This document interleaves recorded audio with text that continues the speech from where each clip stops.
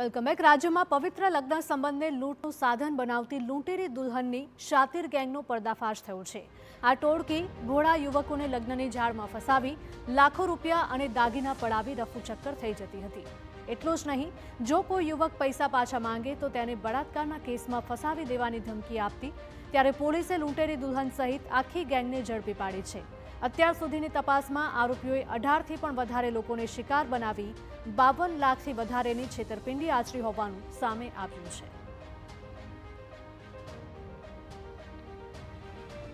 अलग अलग जगह मैरेज में आ लोग पोताना आधार कार्ड पण डुप्लिकेट अलग अलग जगह आपेला है। आधार कार्ड एलसी तमाम खोटा बनावेला है। એટલે આની અંદર બનાવટી દસ્તાવેજ બનાવવા તથા એનો ખરાનો ખોટા તરીકે ઉપયોગ કરવો તે કલમોનો પણ ઉમેરો કરવામાં આવેલો છે। અંદાજિત જે રકમ છે આ તમામ મેરેજમાં એનો આંકડો આશરે 52 લાખની આસપાસ થાય છે। આ લૂંટેરી દુલ્હનનો ભાંડો ત્યારે ફૂટ્યો જ્યારે બેચરાજીના આદિવાડા ગામના એક યુવકે પોલીસ ફરિયાદ નોંધાવી કે ગત ઓગસ્ટ માસમાં યુવકે 5 લાખ રૂપિયા અને દાગીના આપી અમદાવાદની ચાંદની સાથે લગ્ન કર્યા, પરંતુ લગ્નના માત્ર 4 જ દિવસ બાદ ચાંદનીના કહેવાતા બનેવી રાજુ ઠક્કર આવ્યા અને પિતાની બીમારીનું નાટક કરી ચાંદનીને લઈ ગયા। બાદમાં ફોન બંધ કરી દીધો। ત્યારે યુવકે તેમનો સંપર્ક કર્યો ત્યારે બળાત્કારના ખોટા કેસમાં ફસાવી દેવાની ધમકી આપી છૂટાછેડા માટે બીજા 50,000 રૂપિયા પડાવ્યા।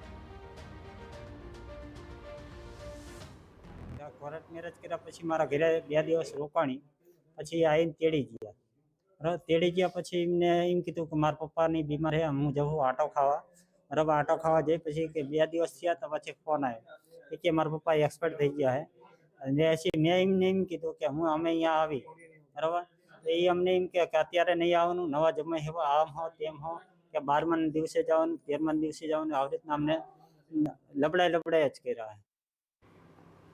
પોલીસ તપાસમાં ચોંકાવનારી વિગત સામે આવી છે કે આરોપી ચાંદનીએ રાજ્યના અલગ અલગ જિલ્લામાં 18 જેટલા લગ્ન કર્યા છે। વાવ, ઈડર, પાટણ, બાવળા, રાજકોટ અને મોરબી સહિતની જગ્યાએ લગ્ન કરી આ ટોળકીએ લાખો રૂપિયા પડાવ્યા છે। ચાંદની ઉપરાંત રશ્મિકા નામની અન્ય એક મહિલા પણ દુલ્હન બની છેતરપિંડી કરતી। આ ટોળકી લગ્ન દીઠ 2 થી 5 લાખ રૂપિયા વસૂલતી અને થોડા જ દિવસમાં ત્યાંથી રફુચક્કર થઈ જતી હતી। આ કૌભાંડમાં અમદાવાદના શુભમ મેરેજ બ્યુરો અને જયમાળી મેરેજ બ્યુરોની પણ મહત્વની ભૂમિકા હતી। હાલ પોલીસે વિવિધ કલમો હેઠળ ગુનો નોંધી ચાંદની અને તેની માતા સવિતાબેન, દલાલ રાજેશ અને રશ્મિકાની ધરપકડ કરી છે। ત્યાં મેરેજ કરવાનું, પછી ત્યાં રહેવાનું, પછી મૂકી જાય, લઈ જાય, પછી આવતું રહેવું।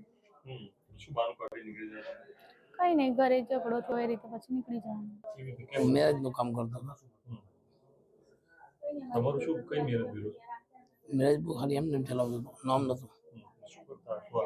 બધા દલાલો કોન્ટેક્ટ કરતા, દલાલો કોન્ટેક્ટ કરીને છોકરા આવતા, છોકરી બતાવતા, લગ્ન કરાવતા। કેટલા પૈસા? લાખ, 1.5 લાખ, 2 લાખ જેવી પાર્ટી।